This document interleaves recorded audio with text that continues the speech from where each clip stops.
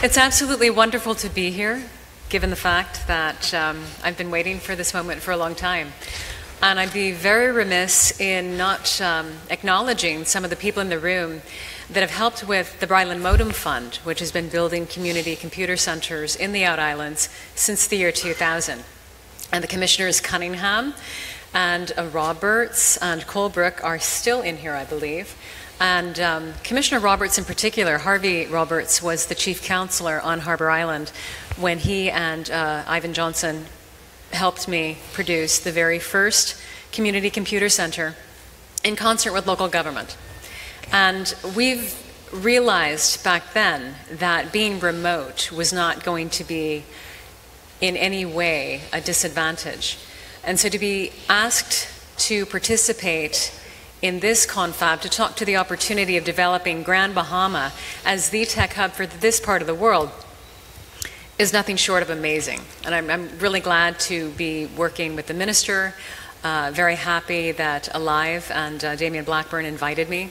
Because ironically, we're working on another regional initiative together, Foncoze, which is a microfinance foundation in Haiti that we'd like to replicate here, not only for the Haitian diaspora, although obviously that would be its initial launch, but the opportunity to replicate that model here, not only for the Haitian community, but for the diaspora around the country and expats around the world. Am I on? In the meantime, more than happy to improvise, which is why I have paperwork backup. I am a Bahamian.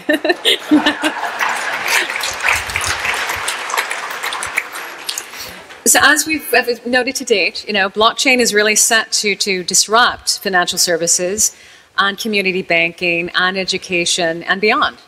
And for community bankers, this is a good thing, as so long we can start thinking about the ways that we can benefit from distributed ledger sooner rather than later. In many respects, this is going to mean pooling our efforts and not suggesting that this is a competitive endeavor anymore.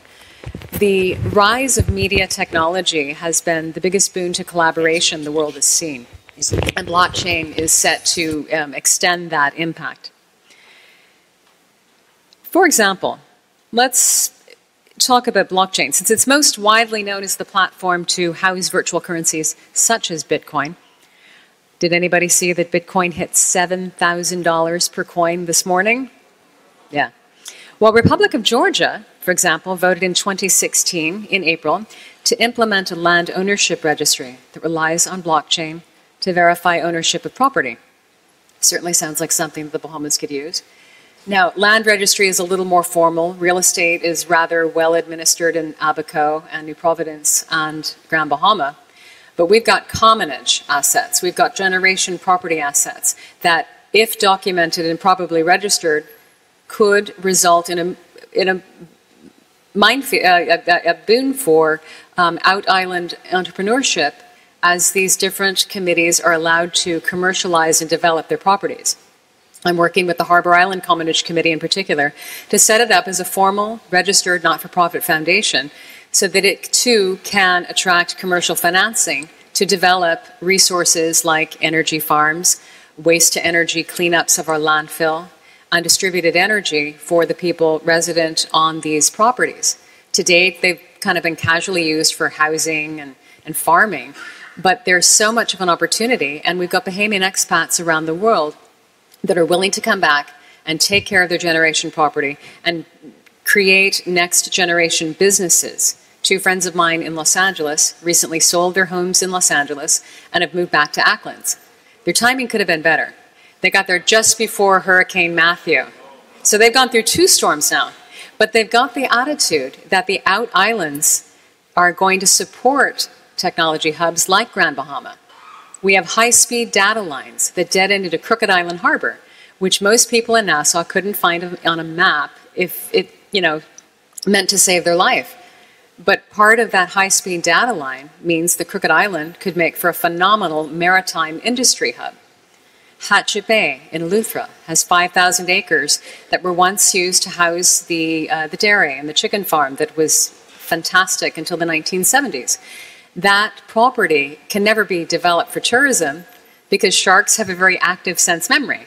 and they're still showing up at sunset to feed off the imagined chicken entrails that they're expecting. So, you know, we've got an opportunity there to build wind farms that would support the central aspects of the Bahamas. And I'm certainly old enough to remember when power in the Bahamas was regionalized. We had regional power companies that worked, and they were run by talented Bahamian engineers. The move to centralization hasn't worked out well. And this, again, is where blockchain comes into play.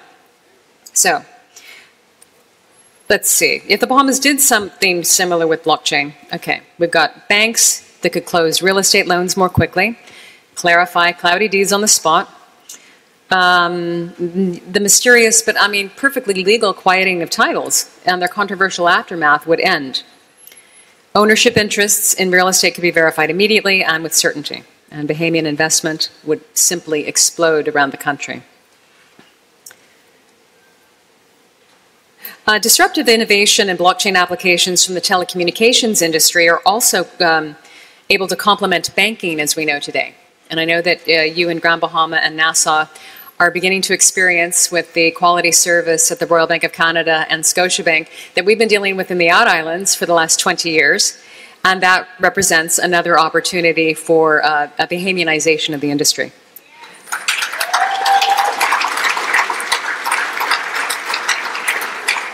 And to reassure our financial industry interests in the room, blockchain also serves banks in the realm of Bank Secrecy Act, where a distributed ledger can allow banks to share information on a publicly accessible but secure platform. The thing about telecommunications complementing banking is good in that, of course, consumers can expect better billing and reporting services and greater accuracy in news and information. But the unbanked and the underbanked around the country are benefiting from peer-to-peer payment systems already on their very simple feature-based mobile phones. And we're seeing this being hosted through mesh networks for remittances into Haiti, web shops around the country. The fact is, the underbanked will always find a way to sell their goods and services. And that's an opportunity. Short message service already offers a viable alternative to expensive e-banking solutions and jumpstarts the opportunity to create more nimble community banks. So we're suggesting that we combine the best of two worlds and offer a joint venture telecommunications community banking play to the entire country, resident in one shop. We get rid of the pirates, we transition them once again, we establish storm communication sectors around the country and not just isolated to the main islands. The web shops are seeking legitimacy in a rapidly changing marketplace, but they already host hundreds of locations around the country. On Harbor Island alone, we have 14 web shops. For me to buy coconut flour and coconut oil, I go pay on my vendor's account at Paradise Games. Hey. It's a reality. Why not take advantage? So given the informal network of these built-in centers, you know, we've got reading rooms, we've got libraries, we've got, again, the announced community computer centers. This is the time now to craft that one-stop shop. And since we're talking about total financial empowerment, which is what today's presentation is really all about, what we'd like to do is suggest that not only can we power payments Grameen style, as we've seen throughout the rest of the Caribbean, but we're going to propose a conch coin that's not going to cost $7,000 like Bitcoin. Conch coins to be decided, but we're thinking $50 so that the average Bahamian can afford to participate. We need the Bahamian dollars to operate this proposed tech hub in Grand Bahama. We can then use the money for local costs, and then these Bahamian investors not only own equity in the companies in which they've invested, but they can sell these conch coins on the world exchanges for real currency, even Bitcoin. And once, you know, well and truly Bahamians can join the e-commerce revolution that's been underway since I first made this pitch, the Ministry of Finance in 1999. Patience. So, how it would work, and I'm sorry that I don't have a presentation because it was really pretty. So say the new Grand Bahama Tech Hub offers 500,000 conch coins at $50 a piece, and Bahamian expats and Bahamian locals are enthusiastically investing because it's going to provide Bahamian equity. We use these proceeds to build the tech incubator in Grand Bahama.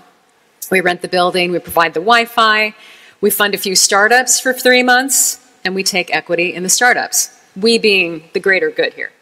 And even if we just launch a few of these startups, we're going to have enough money to operate, and anyone who buys a conch coin gets the opportunity to pitch to participate in the incubator. We evaluate the pitches for viability, the tech hub takes equity, and it becomes a self-sustaining facility.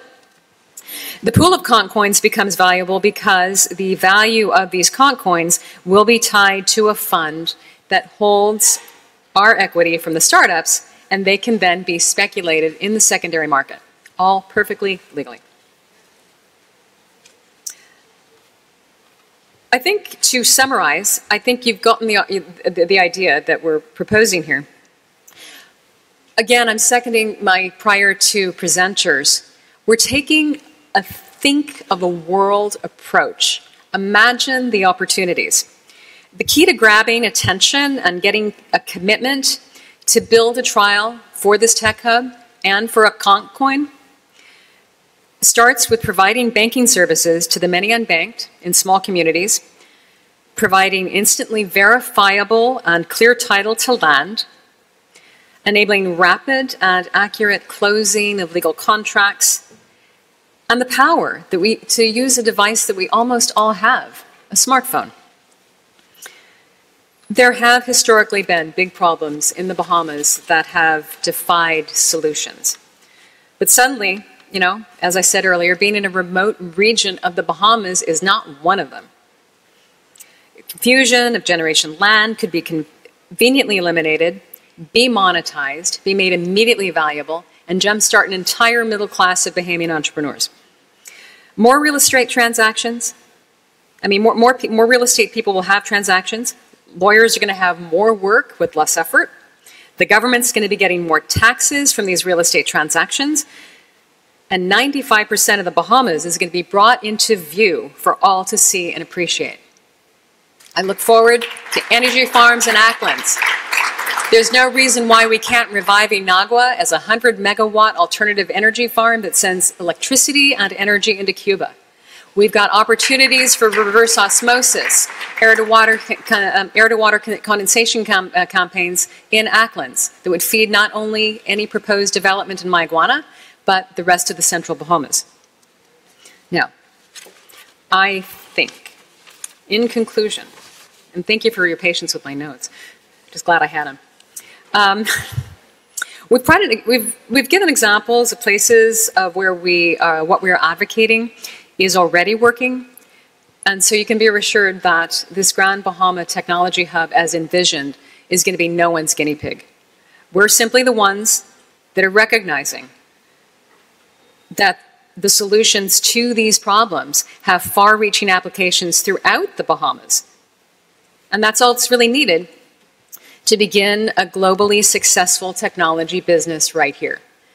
And again, I would like to thank Vincent van der Poel Wallace and Ken Bodner for helping us flesh out the conch coin concept. And we look forward to having you join us on this adventure. Thank you.